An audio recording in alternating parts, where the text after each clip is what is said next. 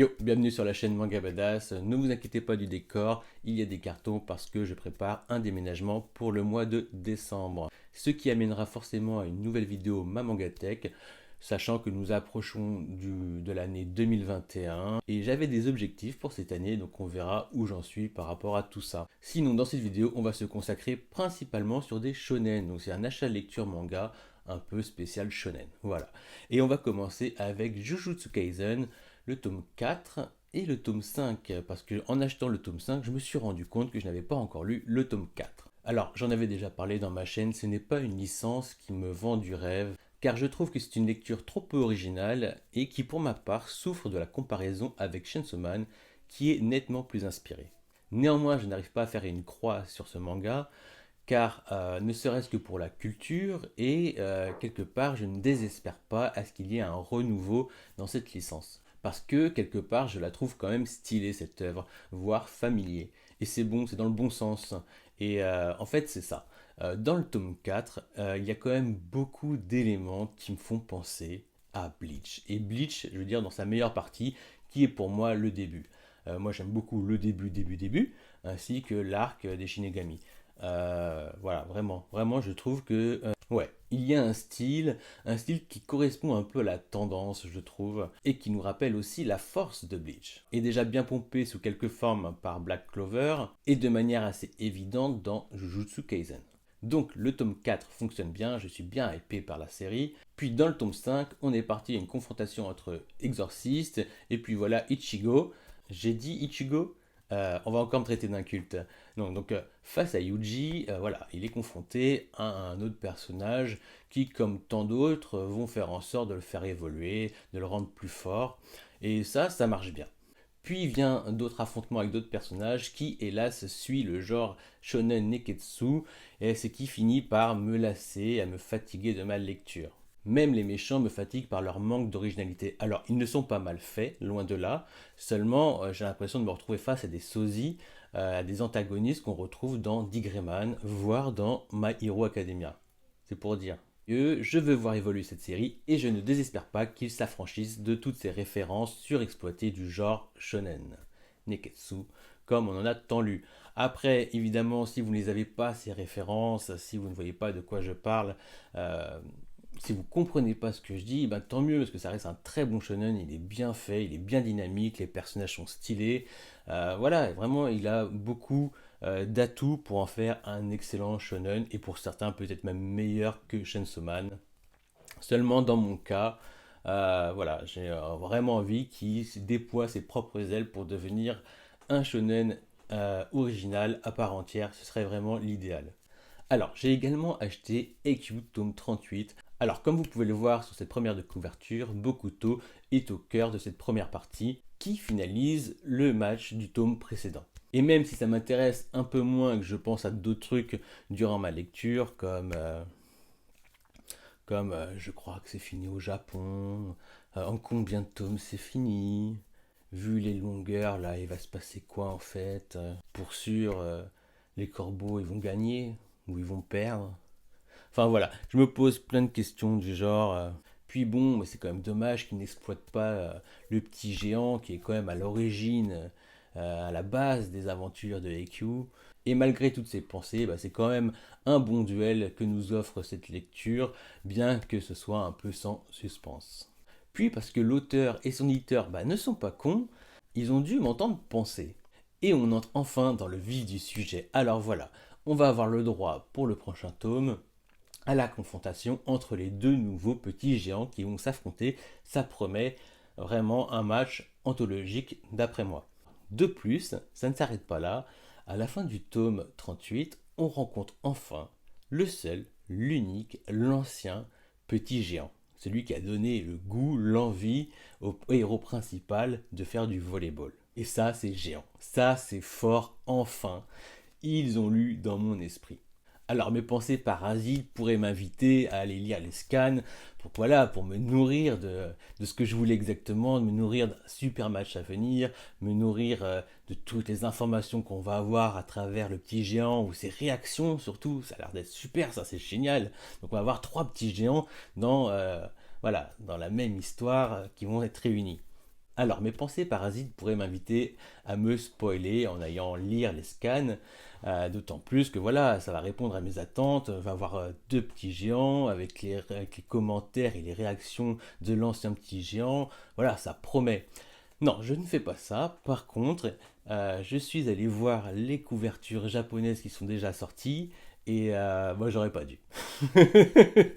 J'aurais pas dû et en tout cas oui ça promet du lourd et j'ai hâte. J'ai vraiment hâte de lire le tome 39, 40, 41. Voilà, voilà. J'ai également acheté et lu le tome 3 de Uchikomi. Donc là, on parle d'un manga de sport encore, mais de judo. Je l'avais presque oublié, ce manga, qui se rappelait à moi uniquement lorsque je naviguais sur mon portail numérique pour voir les mangas que j'ai lus, à lire. Donc difficile de parler de pâle depuis à lire lorsqu'on parle de manga numérique, ou voir sur Manga Collect lorsque je voyais les mangas à venir. Puis il fait certainement partie de ces titres qui ont été repoussés à cause du confinement, bien que je trouve que ce fût une erreur de ne pas l'avoir programmé pour l'été, voire juin, juillet 2020. Car septembre, ça fait loin quand tu sais que le tome 2 est sorti le 18 mars 2020. Alors la série se finit en 7 tomes, et perso j'avais bien plus apprécié le tome 2 que son tome 1, qui me paraissait au premier abord un peu fade et avec un gros manque d'originalité, mais qui a su tirer son épingle du jeu avec des personnages bien plus étoffés qu'il n'y paraissait au premier abord, bien que le héros principal est un sosie fortement inspiré de Hippo. Donc il y avait un véritable intérêt à nous accrocher avec ce tome 3 que j'ai trouvé très bon, qui correspond parfaitement à mes attentes et qui pire me laisse penaud à la fin du tome, car je n'ai qu'une envie à l'instant T, c'est de lire la suite. Alors fort heureusement, il me semble qu'à partir de maintenant, on aura le droit à des tomes tous les 2 mois comme il est plus courant de le faire, surtout lorsqu'un manga est déjà fini au Japon. Alors oui, ce tome 3 se concentre principalement sur le mini-tournoi de l'équipe de judo de l'école qui va affronter une équipe beaucoup plus expérimentée sur le papier, qui d'ailleurs leur avait déjà fait la misère l'an passé. Donc ce sont des confrontations, des matchs de judo avec des petits flashbacks et beaucoup de pointes d'humour, car ne l'oublions pas, c'est quand même un shonen qui se veut léger. Et ce qui fait la force de certains mangas de sport, c'est quand même d'initier certaines personnes aux règles de ce sport. Beaucoup ne connaissent pas les règles du judo, comme ils ne connaissaient pas les règles du sumo, comme ils ne connaissaient pas les règles du football américain, comme ils ne connaissent pas les règles, je dis des bêtises maintenant, mais bon c'est pour enchaîner, du ping-pong, qui ne connaissent pas les règles du basket, enfin voilà, ou les tactiques, les techniques. Donc vraiment, c'est une aubaine pour ceux qui aiment le sport, pour ceux qui veulent comprendre aussi les règles de certains sports. Et là, vraiment, on est gâté, on apprend à compter les points dans le judo. Pour ceux qui regardaient Teddy Riner et qui ne comprenaient pas pourquoi il n'a pas eu autant de points, voilà, vous avez des indices pour vous expliquer comment on compte les points sur les hippos, sur les yuko, enfin voilà, vous avez tout ce qu'il faut. Voilà, vivement le tome 4, bien que j'ai souvent une petite larme concernant les mangas de sport trop courts. Et c'est pour ça que dans la collection Sport Addict, je ne me suis pas procuré chez Pika Full Drum, donc un manga qui traite du rugby, parce que je crois qu'il est qu'en 4 tomes, et en plus il n'est pas numérisé. Donc voilà, si je dois me le procurer, il faut que je l'achète en format papier, et 4 tomes, j'ai peur d'être frustré, d'être un peu sur ma faim, bien qu'il a l'air très beau graphiquement. Et c'est comme Swimming Ace ou Uchikomi, bon voilà, donc c'est des séries qui vont pas être très longues, assez courtes. Comme je le disais, peut-être que 7 à 10, c'est un bon chiffre pour faire une bonne histoire. Après, un peu avant, ça me paraît un peu court et sûrement très frustrant. Mais j'aurai sûrement l'occasion de lire Full Drum. Alors, j'aurais voulu vous parler, car j'aurais voulu acheter Demon Slayer tome 11, ainsi que The Promised Neverland tome 15. Seulement, ils ne sont toujours pas sortis en numérique. Alors, c'est de bonne guerre, parfois on a des titres en avance sur le format papier, et parfois on est complètement oublié. Petite pensée pour le tome 6 de Sony, que je ne trouve toujours pas sur le portail numérique iBooks de Apple, alors qu'il est sur Isneo. Et pareil, Nozokiana est sur Isneo et toujours pas proposé sur le portail numérique Apple iBook. Et on va pas me dire que c'est parce que c'est un soft hentai, parce qu'il y a quand même pas mal de titres dans le genre qui sont publiés sur le portail numérique de Apple. Bref, c'était une aparté. En attendant, j'attends toujours ma lecture, mon achat de Demon Slayer 11 et The Promised Neverland 15, car je n'ai pas les achetés en papier. Et on va finir avec My Hero Academia, tome 25. Alors, je suis dans l'inédit, et ça, c'est bien. Alors, on a fini l'arc des vilains qui se sont associés. Seul petit gros bémol, c'est qu'on arrive dans cette phase que je n'aime pas dans My Hero Academia, lorsqu'on rentre dans des histoires de transition bien trop légères, où là ils vont fêter Noël et tout, c'est vraiment le truc dont je me moque. On est quand même au tome 25. Au tome 25, je pense quand même le public a grandi, hein, au bout d'un certain temps, c'est plus le même qui a lu le tome 1 et qui lit maintenant aujourd'hui le tome 25.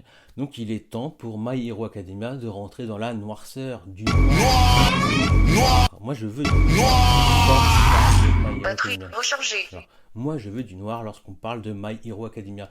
C'est vraiment ce qui me plaît le plus, ces moments où il y a de la tension. C'est tout ce que j'attends, que cette licence devienne noire, quitte à tuer des personnages, qu'on ait peur, qu'on craint pour la vie de tout un chacun, qu'on subisse une vraie tension comme le manga sait parfois si bien le faire. Alors ça fait un petit moment que notre petit oiseau Hawks joue à un jeu dangereux. Alors moi je ne vous dis rien car je ne spoil pas. Seulement je n'ai pas lu non plus, donc c'est juste une petite impression, mais je pense qu'il ne va pas faire de long feu ce personnage. Donc peut-être qu'à partir de là, il va y avoir un déclencheur.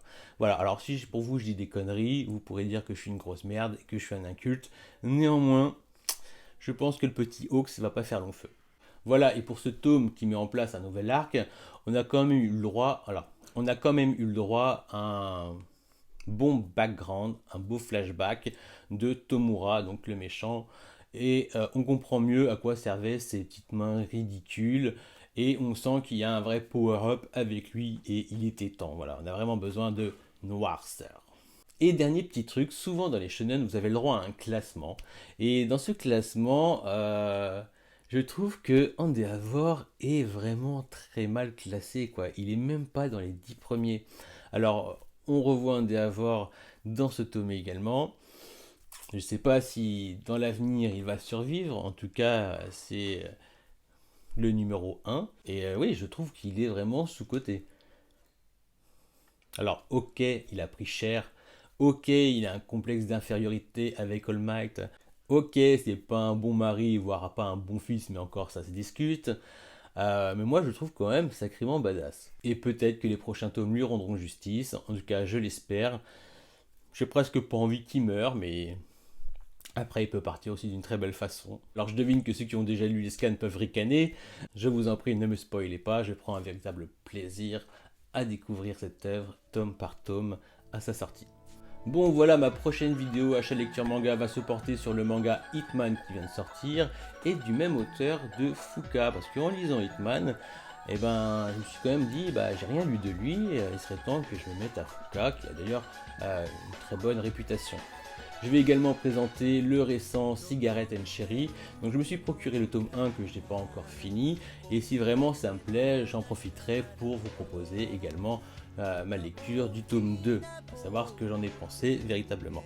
Puis je vais certainement vous présenter donc le tome 1 de Arsan, donc ça fait un petit moment qu'il attend que je le lise. Cette licence semble avoir son petit succès, d'autant plus qu'il n'est pas acquis, il n'est pas facile de passer derrière une œuvre qui a eu un succès planétaire comme Fullmetal Alchemist. Et donc je vous présenterai tous ces tomes 1, donc tous ces tomes 1, tous ces mangas découverts si vous voulez, dans la prochaine vidéo. Donc je vous dis à bientôt, prenez soin de vous, lisez des mangas, achetez des mangas, faites un tour sur le Discord Manga Badass et puis abonnez-vous quoi. Allez, ciao.